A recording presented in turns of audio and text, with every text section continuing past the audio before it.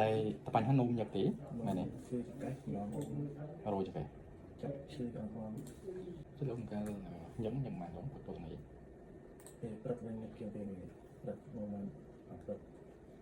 តាមមកពេលមក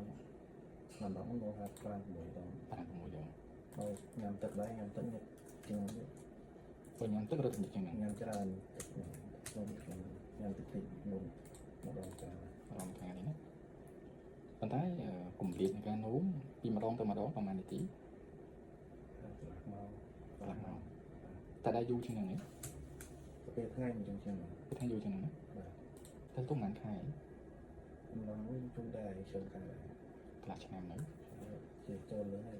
ខ្លះឆ្នាំតែចន្លោះពេល6 ពី ថ្ងៃ មុ នេះ ន មាន ចាប់ដើមជឿបងនំយកឡើងងើបប្រដាំតើបានដែរនំឲ្យដែរទៅ3ដង 3 ដង តែឥឡូវនេះតាំងពី2ដងនេះលើក2ដង3ដង តែវាមិនជួបគ្រូពេទ្យទេទៅ ខាងពីវិញ តែពីមុនទៅពេទ្យ តែមិនទៅពេទ្យទៅ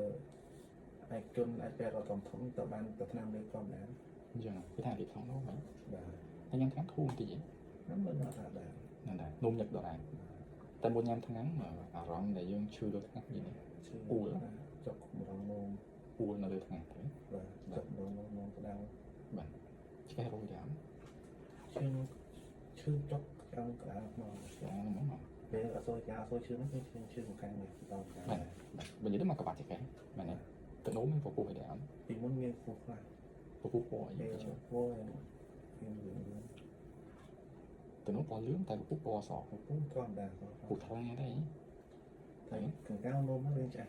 គឺរៀងឆ្អែតតែអត់សូវឆ្អែតតែយ៉ាង ពេលណាពីច្រើនឆ្អែត ពេលថ្ងៃដៅអត់ តែពីព្រឹកទៅនេះអាចជា10 ដងក៏ទៅនោមញឹក ដល់ដល់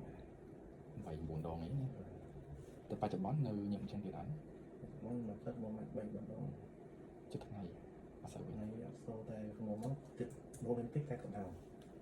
ក្តៅក៏ហមហ្មង អញ្ចឹងនិយាយថាពេលដែលយើងអត់ញ៉ាំទឹកចំនួនដងថយមែនប៉ុន្តែទឹកនោមតិចជាងនោមពិបាកជាងតឹងសើឬមួយក៏រៀងក្តៅបង្ហូរនោមមែនទេតែមាន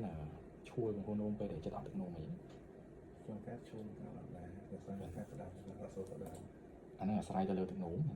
បាទប៉ុន្តែអាការៈដែលយើងហួរលើថ្ងៃមួយចំនួនពេលដែលយើងទៅនោមយើងបាត់តិច បាទ យើងបាត់ទៅវិញអត់ពេលនោមឲ្យធូរអត់ជួយអញ្ចឹងស្រឡះបាទតែគ្រាន់តែ20 30នាទីទៀតយើងមានអារម្មណ៍ចង់ទៅនោមទៀតបាទតែបើញ៉ាំទឹកច្រើនភ្លាមហ្នឹងគឺលឿនញោម តនភ្លាម ញ៉ាំទឹកបុកមកអស់អញ្ចឹងអ្វីដែល ញ៉ាំនេះគឺថា4ដល់5ទីនំតាមទៀត10ទី បាទអញ្ចឹងអ្វីដែលបងសង្កេតមានថាពេលដែលយើងញ៉ាំទឹកពុកទឹកមកនៅក្នុងខ្លួនយើងយូរតិចដាក់ទឹកទៅប្រហែល10 20នាទីរួចហើយរួចនោមមែនទេហើយទឹកពណ៌ស អត់សូមរកញ៉ាំធម្មតាអត់សូមរកនំដែរ តែយើងញ៉ាំម្ដងកន្លះលីត្រស្ទឹងតែមកអស់ សាច់មកលឿន តែអស់កន្លះរួចក៏យ៉ាងណាយ៉ាងនេះ សាច់ឈឺចុកទួយកស្ទឹកខ្លួនទឹកជើងគេទួយកងទៅខ្លះទឹកជើងទៅ ភាសាស្ពឹកជើងចុះសាច់ដុំសពុននេះដែរជួយដែរ តំសូគេទីទៅឈឺខ្លួនដែរតែគេ យើងជឿខ្លួនអញ្ចឹងបញ្ហាទៅដល់ហ្នឹងមានតែរួចក៏ស្ពឹកសពុនរួចសាច់ដុំ សាច់ក បាទ មិនមកឈឺក្បាលហើយមកទឹកចុះ ហើយឥឡូវភ័យបារម្ភឲ្យច្រើនណាស់បាទយ៉ាងនេះ នេះអត់ដែរគិតរឿងនេះទៅទឹកខ្លាច់ទៅតោនរងង អញ្ចឹងមានថា stress រឿងការងារវិបត្តិគ្រួសារអត់ទេធម្មតាតែគិតហ្នឹងបារម្ភហ្នឹងភ័យទៅរឿងតំណងនោមនេះមួយទេភ័យតែខ្សោយទេតែ បាត់ទៅតោនរងង មិនខូចទេ តែខ្លាច់ខូចទៅក្នុងហ្នឹងខ្លាច់ខូច បាទអញ្ចឹងវិបត្តិមានតែពីរហ្នឹងទេដែលយើងត្រូវបារម្ភណាកាលណាបងធ្វើទុកលើពីកន្លះឆ្នាំឡើងហើយយើងយើងអាចដកចេញបញ្ហាខ្សោយមកដែរណាប៉ុន្តែគាត់សញ្ញាដែលបងរៀបរាប់មិញខ្ញុំមិនគិតថាខ្សោយធ្ងន់ទេសួស្ដីទេណាមែនទេតែបងមានសញ្ញា3ដែលយើងអាចគិតថាយើងខ្សោយសួស្ដីនំញឹកពពុះមានដែរហើយរយឆ្កែក៏មានដែរ ការបើនឹងទុកនំទៅអាចពួកអត់សូវទុកធូបទឹកកើអត់មាន ខ្ញុំអាចបារម្ភ80%ទៅក្នុងនំស្រាតែខ្ញុំពិនិត្យមើលរៀងថ្ងៃចឹងណាហើយទី2អាចទៅដល់បញ្ហាខ្សោយមកនំ